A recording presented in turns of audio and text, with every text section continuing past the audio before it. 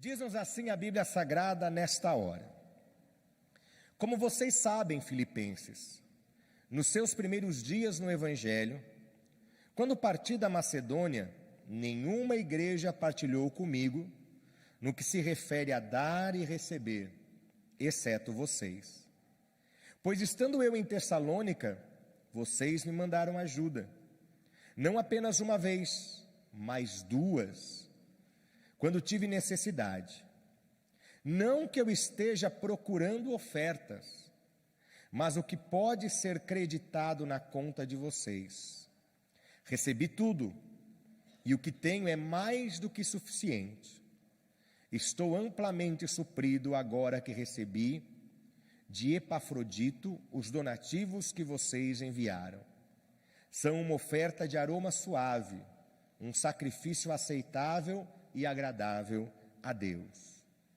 O meu Deus suprirá todas as necessidades de vocês, de acordo com as suas gloriosas riquezas em Cristo Jesus. Ao nosso Deus e Pai, seja a glória para todo sempre. Amém. Somente até aqui, vamos sentar. Muito obrigado. Você pode dizer glória a Jesus. Louvado seja o santo nome do Senhor. Que o Senhor nosso Deus nunca nos deixe faltar a sua santa palavra. Amada igreja, queridos irmãos e irmãs aqui presentes na igreja, os irmãos que nos assistem através do nosso Missão Online, a palavra do Senhor nesta noite é nos trazida à memória em um texto que é bastante conhecido. Você vai dizer assim: pastor, mas eu não conheço esse texto, eu nunca ouvi, nunca o li, nem ouvi ser lido. Conhece sim. Você não conhece estes versículos, mas se nós saltarmos para 2 versículos anteriores, que é o versículo de número 13 do capítulo 4 de Filipenses, você já ouviu sempre: tudo posso naquele que me fortalece. Já ouviram esse versículo, sim ou não? Todo mundo já ouviu, todo mundo sabe, vários aqui pregaram, e você muitas vezes declara: tudo posso naquele que me fortalece. Só que eu queria hoje falar um pouquinho do contexto que está ao redor deste versículo. Na situação em que o apóstolo Paulo vivia quando ele escreveu essa carta aos irmãos lá da cidade de Filipe. Irmãos que tinham uma qualidade: amor pela causa do Senhor. E quando a gente ama, a gente não se contém, não há como esconder o amor. Quando um rapaz está apaixonado por uma moça ou vice-versa, basta aquela pessoa entrar no ambiente, pronto. A mão já fica fria, a gente já começa a suar, já fica enrubrecido ou enrubrecida, ou seja, já fica todo vermelhinho, vermelhinha. E se ainda ela ou ele fala para você: oi, tudo bem? Ou no nosso ambiente cristão, né? Paz do Senhor. Foi a única coisa que ele disse.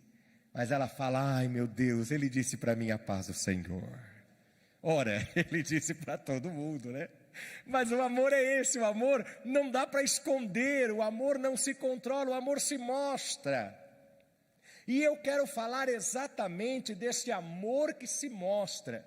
Mas não o amor eros, não o amor entre um homem e uma mulher. Não estou falando do amor filial, né? O amor entre pais e filhos. Não, não é isso. Hoje eu quero falar do amor pela causa de Deus, o amor pelas coisas de Deus, mais diretamente o amor pela obra de Deus.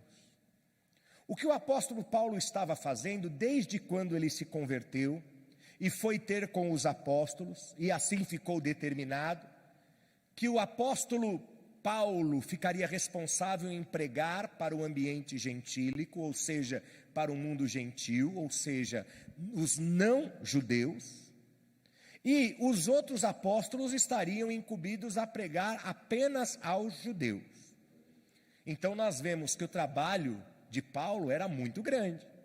Se nós pensarmos os judeus restritos ali, circunscritos somente na nação de Israel, havia milhares, dezenas, centenas de milhares de pessoas, ou chegaríamos a 1 ou 2 milhões, acredito que no máximo naquele período, vamos colocar 2 milhões de pessoas, 2 milhões de pessoas. Só que para Paulo sobrou todo o resto. Para o Paulo sobrou pregar na Europa, pregar no norte da África, pregar na Ásia Menor, pregar em todos os lugares. E Paulo tentou fazer isso. Conseguiu? É lógico que não. Ele era um indivíduo, ele era uma só pessoa. Mas ele lançava a semente. E quando a gente lança a semente, você pode ter certeza. Talvez você não veja o crescimento, talvez não consiga alcançar os frutos que sairão de lá. Mas se a semente foi lançada em boa terra, ela vai germinar, ela vai nascer, ela vai crescer, ela vai frutificar, e os frutos dela serão alcançados, serão usados, serão saboreados por diversas outras pessoas, ainda que não sejamos nós. Com Paulo foi assim. Paulo lançou a semente em diversos lugares, que talvez ele nem imaginasse aonde esse evangelho iria chegar. E olha que coisa, ele pregou lá na cidade de Filipe, lá na Ásia Menor. Você sabe onde veio parar? Aonde que deu fruto? Deu fruto nesta igreja aqui em Sapopemba, porque há 2000 anos depois, nós estamos citando o que Paulo escreveu, o que Paulo anunciou naqueles dias. E quando Paulo anuncia o evangelho, Paulo se ocupa a isso. Para fazer isso, ele fez muitas viagens, por isso você encontra na Bíblia descrições. Existem 3 principais, a primeira, a segunda, a terceira viagem de Paulo, onde ele vai até a Grécia, onde ele vai até a Ásia Menor, onde ele vai até outras cidades, outros locais. Por último, ele chega até Roma, onde fica ali até os seus últimos dias de vida. E tudo isso que Paulo faz, pregando, abandonando a sua casa, porque ele teve que sair de casa, ele não podia levar a casa junto. Deixou a sua esposa, não deixou? Sim ou não? Não, porque Paulo não era casado, né? Por isso que ele não deixou a esposa, mas ele deixou a família. A Bíblia não fala se os seus pais ainda eram vivos, mas se estivessem vivos, ele deixou os seus pais, ele deixou os seus irmãos, não sei se ele os tinha, mas se ele os tivesse, ele os deixou, e foi. Foi para quê? Para pregar o evangelho, anunciar as boas novas de salvação. Foi para isso que ele foi enviado, e ele se lançou a fazer. Só que, como qualquer ser humano, Paulo tinha necessidades. Paulo precisava comer, sim ou não? Sim. Paulo precisava se vestir, sim ou não? Sim. Porque tem dia que Paulo estava andando lá com a sandália e de repente estourava a tira da sandália. E eu não sei se já aconteceu com você, de estar andando com calçado e de repente quebra o sapato, né? Quebra o salto, estoura a fivela, né? Alguns meses atrás eu estava aqui na igreja e aconteceu comigo um fato interessante. Quando eu fui descer aqui para orar pelos irmãos, eu percebi que eu tinha tropeçado em alguma coisa, eu olhei, não achei nada no chão, depois eu andei de novo, senti que estava esquisita a situação. Quando eu chego lá no estacionamento, eu percebo, o meu sapato literalmente abriu o bico, né? A sola descolou, aí parecia um bico de pato assim, né? Até tiraram foto, né, Wesley? Até tiraram foto e registraram esse momento, viu? Eu vou orar muito por esse irmão, vocês vão ter certeza. Tenho orado muito por ele nas minhas madrugadas de oração. Então, acontece com todos nós, e com Paulo não era diferente. Com Paulo não era diferente, ele precisava, ele se sustentava, sim. O que ele fazia? Ele exercia o seu ofício, que era ser tendeiro. Ele costurava tendas. E imagino que o que ele podia fazer, ele vendia uma tenda aqui, outra ali, para levantar recursos. Mas se ele estava envolvido, engajado na pregação do evangelho, não dava para ele ficar gastando todo o tempo fazendo tenda, ou montando a lojinha do Paulo de tendas, né? Tendas Paulo, venha comprar uma e saia abençoado. Olha que slogan legal, né? Ele não podia fazer isso. Então alguém precisava ampará-lo, alguém precisava dar esse suporte para que ele pudesse pregar o evangelho. Paulo não tinha o hábito de ficar pedindo.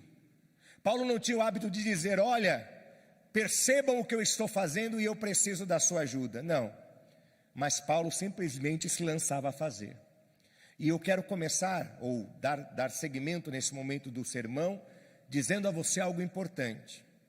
Quando a gente se lança a fazer algo para Deus, você pode ter certeza, se está na aprovação do Senhor, o Senhor vai dar sustento para que você faça o que você está realizando. O Senhor não vai te desamparar. O Senhor não vai te deixar ao léu, não vai te deixar passando necessidade. Se você está se dedicando na obra e sabe que você precisa vender, aqueles que trabalham com vendas, eu quero te dar um conselho, uma sugestão.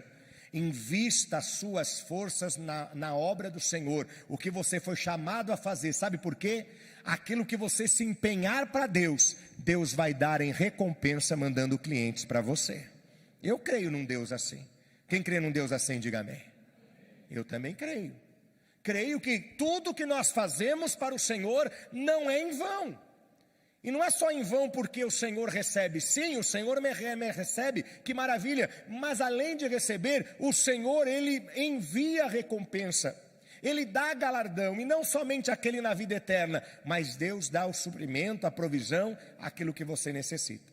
E o que acontece com Paulo? Paulo escreve essa carta, quando ele diz aqui no versículo 13, que todos nós conhecemos, tudo posso naquele que me fortalece.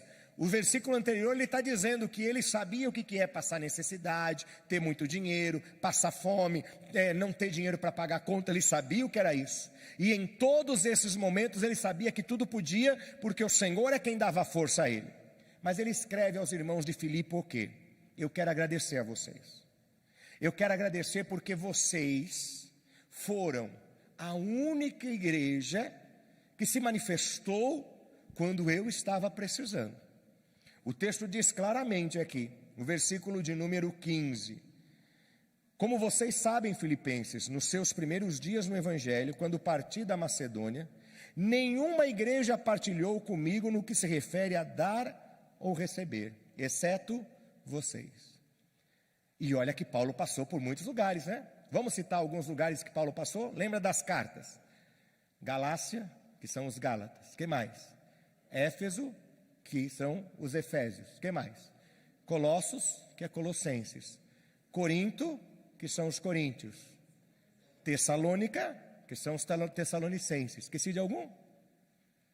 Depois ele foi para Roma, ok? Mas vamos contar pelo menos essas 5. E Filipe, que são os Filipenses, 6.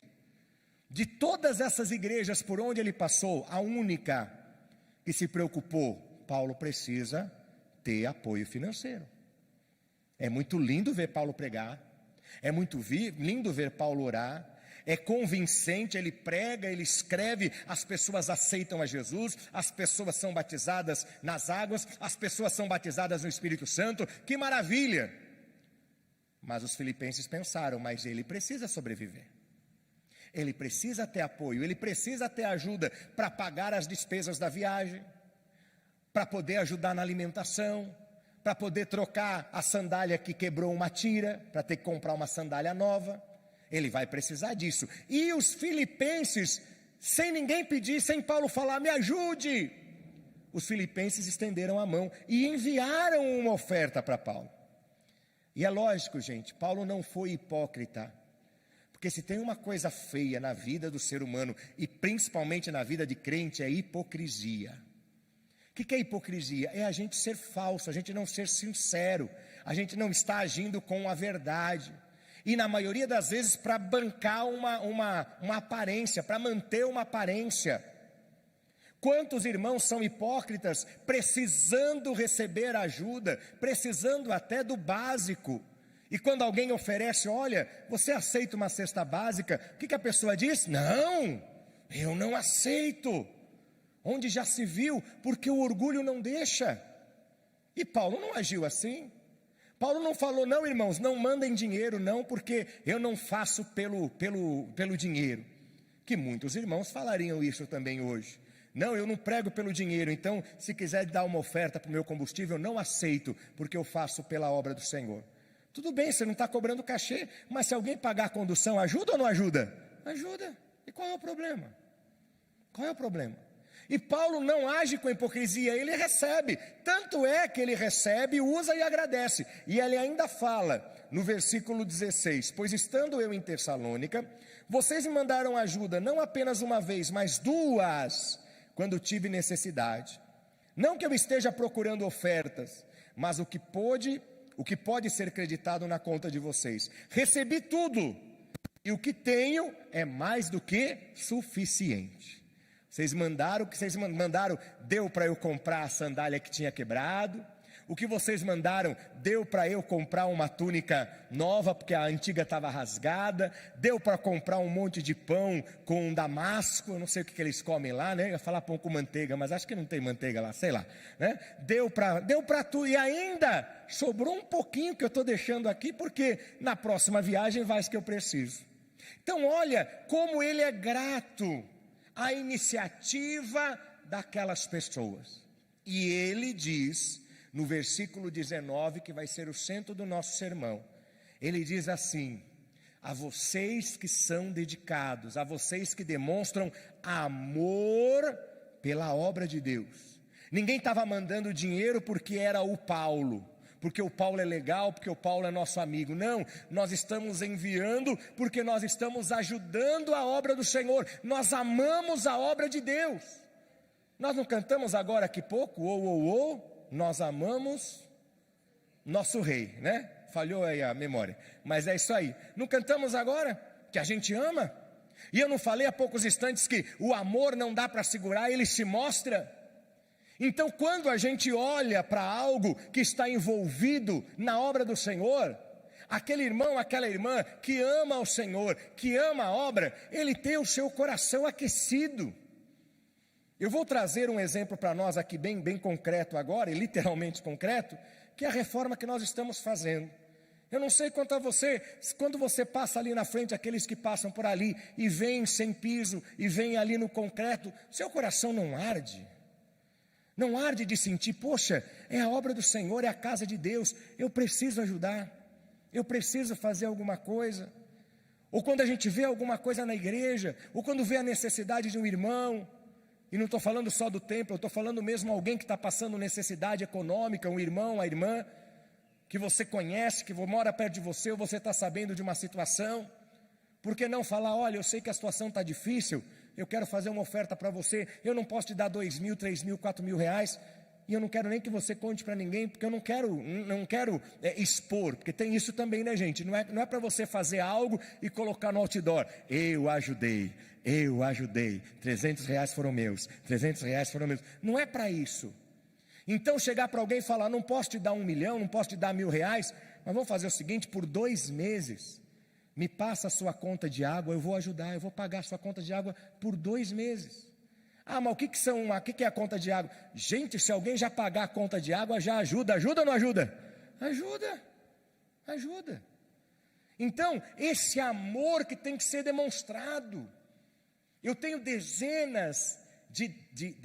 tenho décadas servindo ao Senhor, décadas na igreja, e às vezes eu fico impressionado, surpreso, de ver pessoas que estão na igreja, que amam a Jesus, que confessam o nome de Jesus, mas que não sentem o desejo de ajudar naquilo que a obra precisa, naquilo que a igreja precisa. Agora, você diz assim, pastor, então esse sermão que você traz hoje é para me convencer a ajudar na igreja? Não. É só para mostrar a você que quando a gente ama, a gente demonstra. Quando a gente ama, esse amor não fica guardado, as pessoas enxergam esse amor. Então falar que eu amo a obra de Deus e não fazer nada pela obra de Deus, eu não estou demonstrando amor nenhum. É como o marido que a esposa fala, você me ama, meu amor? Ele fala, aham. Ah, mas você não me demonstra. E qual é a resposta dele? Mas você sabe que eu te amo. Não adianta, Arlen, você só falar para a Pati, você sabe, Pati, que eu te amo. Porque ela quer ver fruto desse amor. Nós queremos ver o marido e a esposa, os casais, os namorados, precisa ver o fruto desse amor. Ah, eu amo a Jesus. Como é que você demonstra isso? Tem que demonstrar. Agora, para quem ama, demonstra esse amor e faz algo para o Senhor, o que diz a Bíblia Sagrada no versículo 19? O meu Deus suprirá todas as necessidades de vocês, de acordo com as suas gloriosas riquezas em Cristo Jesus. Se você faz algo para o Senhor, não é por interesse, não é barganha isso que eu vou dizer, mas se você faz, é promessa da Bíblia, o Senhor nosso Deus suprirá todas as suas necessidades. É promessa da palavra, é a promessa da palavra. Ah, pastor, então quer dizer que é uma negociação, eu dou para Jesus meu dízimo e ele me dá isso 2 vezes, eu dei 100 e ele me dá 200, não é isso. mas você fez algo com fé, você oferta com amor, você tem zelo pela casa do Senhor, você se dedica por aquilo que o Senhor se agrada, então se prepare, Deus vai retribuir com as bênçãos dos céus.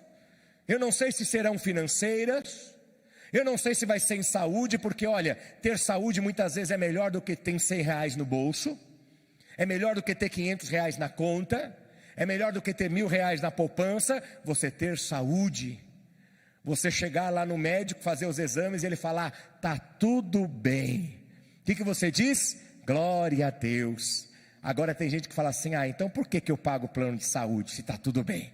Misericórdia, glorifique a Deus, não reclame, não reclame.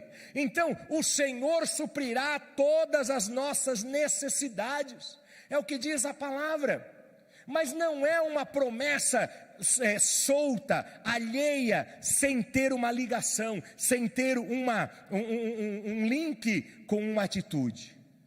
Não adianta você querer que o Senhor supra, você que me assiste em casa, você desejar que o Senhor supra todas as suas necessidades, se você não manifesta, não demonstra esse amor para Ele, se você não tem o prazer, a alegria, o seu coração ardendo em ajudar.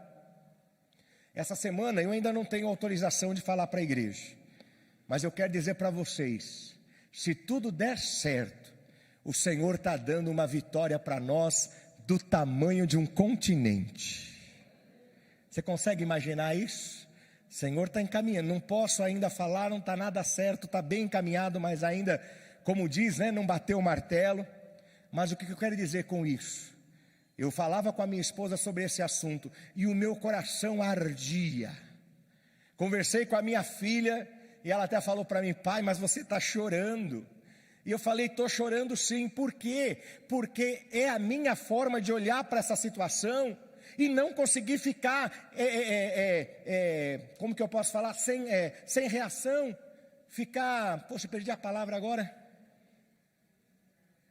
não é inerte, ficar, tanto faz, é isso aí, não, é indiferente, obrigado, ficar indiferente eu não consigo.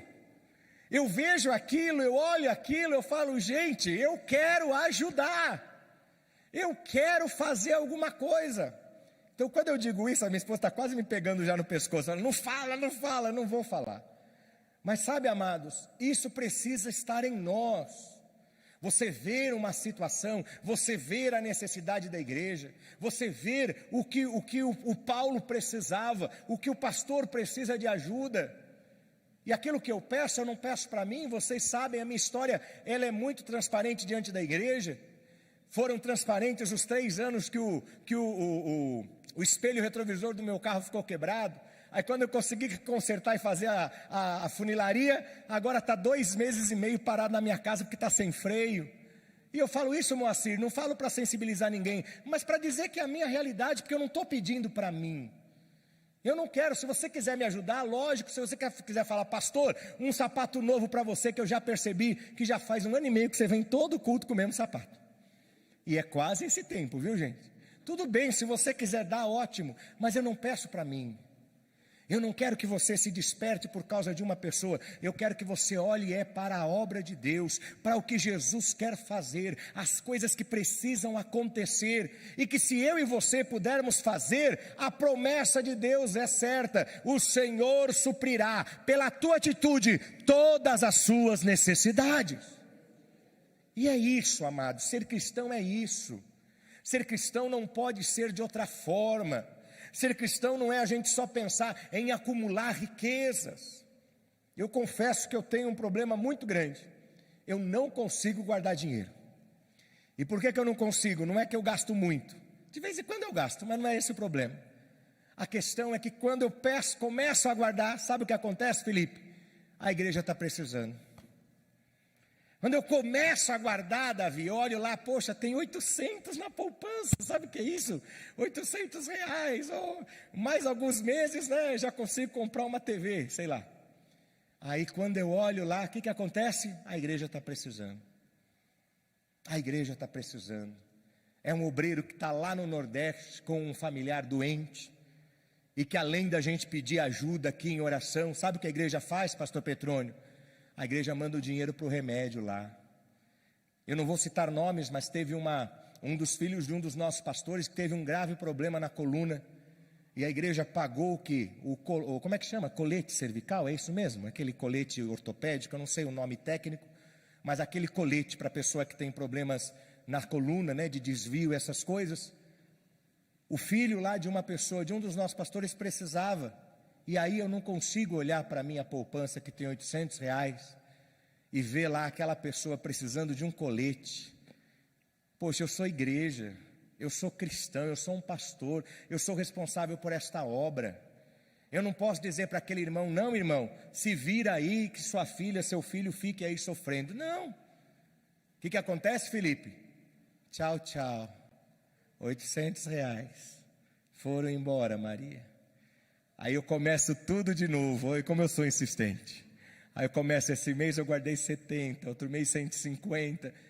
E por que eu estou falando isso? Eu não estou dizendo que eu sou melhor do que ninguém. Mas hoje o que eu gostaria de pregar, eu poderia estar pregando isso numa ceia, né? Não sei por que eu estou pregando hoje. Mas Deus sabe por que eu estou pregando hoje.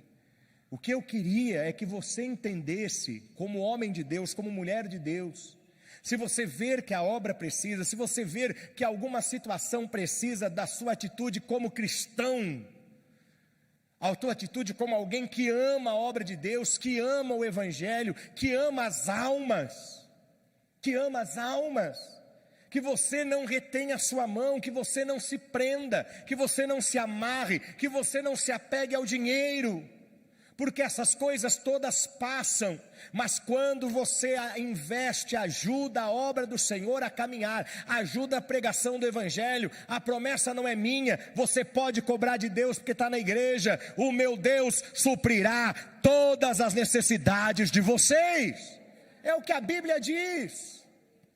E aí, irmão de Diáconos Hermes, deixa eu falar dos meus 800, o que acontece? Me fizeram falta? Não. Faltou comida na minha mesa, irmã Laurides? Não. Faltou combustível no meu carro? Não. Tá certo que já faz tempo que eu não encho o tanque, né? Mas toda semana o que precisa, põe lá, não falta. Faltou saúde na minha casa? Não. Graças a Deus lá em casa todos somos saudáveis, até a pastora Nani que está nos assistindo agora, mesmo já com seus anos avançados e com situações que já ocorreram, a cada dia o Senhor vai mostrando outro caminho e o Senhor está sustentando ela em vida e saúde. Quem é que faz isso? Deus. Mas porque eu sou especial? Não, é porque eu entendi a receita da Bíblia. Eu aprendi com Paulo, eu aprendi na verdade com os filipenses, de ver a obra de Deus, de ver o que é necessário para que a obra do Senhor progrida. Nós temos sonhos como Igreja Missão Nacional, eu tenho sonhos como presidente desta igreja, e não somente de deixar a nossa sede linda e maravilhosa, e nós vamos conseguir isso em nome de Jesus, mas de expandir o trabalho, de enviar pessoas para a pregação do Evangelho. Há poucas semanas um dos nossos dirigentes entrou em contato comigo, em uma oportunidade também que parece começar a surgir em outro estado do Brasil. E aí, diácono Arlen, o que eu faço? Meu coração arde. Mas aí eu olho para a carteira, não só a minha, mas eu olho lá para a igreja, para a conta, o que eu vejo, pastor Petrônio? Não temos. Aí eu tenho que falar para o pastor, ô irmã, aguarde um pouquinho aí, vamos orar, para que Deus nos dê condições e a gente possa chegar lá. Então, meu irmão, o que eu quero hoje pedir a você, é que você desperte no teu coração o amor pelas coisas do Senhor. É pela obra de Deus, é para ganhar almas, é para que a obra do Senhor melhore, é para que o nome de Jesus seja glorificado. Aprenda a se doar. Ah, pastor, mas eu não tenho uma fortuna. Mas doe a sua vida, doe o seu trabalho na obra de Deus, doe o seu tempo. Mas não é por isso que também você vai substituir os recursos econômicos, porque a Bíblia Sagrada me mostra que dízimo não é trabalho. Ah, eu vou pagar a Deus em 15 horas de trabalho, esse vai ser o meu dízimo. Não é isso.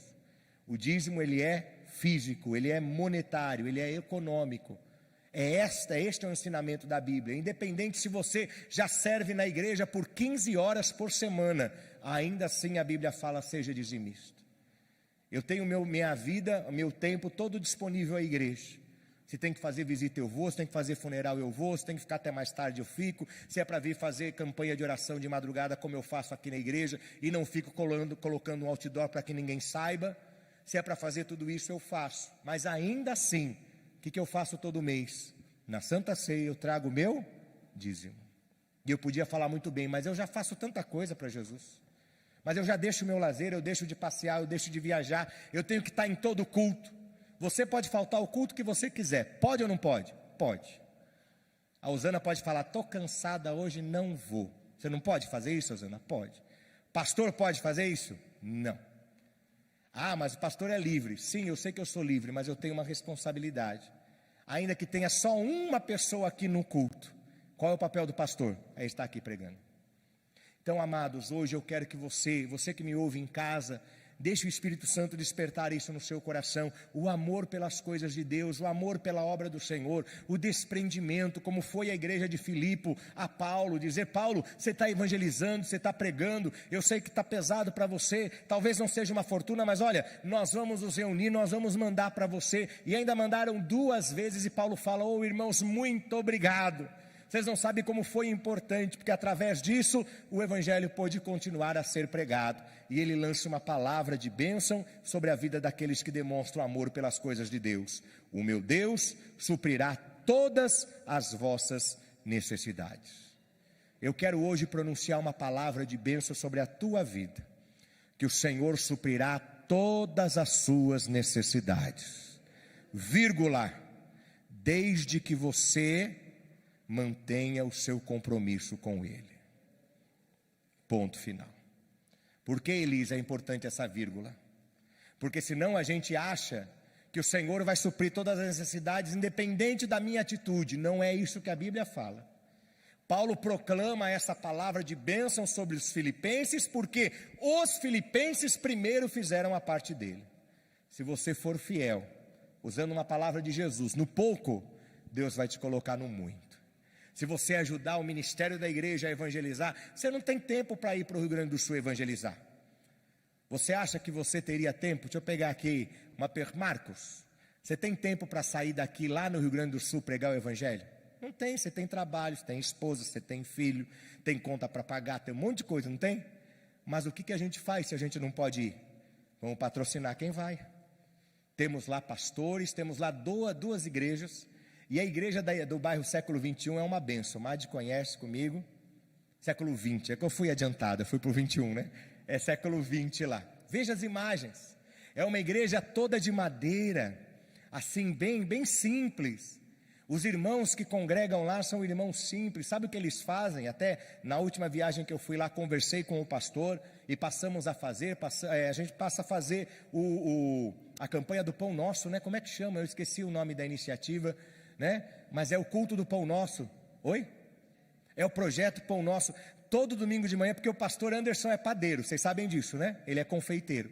Então todo domingo de manhã, o que eles fazem? Uma fornada de pão, leva lá para a igreja, e toda a vizinhança vem para levar o pão para casa. Mas antes de levar o pão para casa, tem que assistir o culto.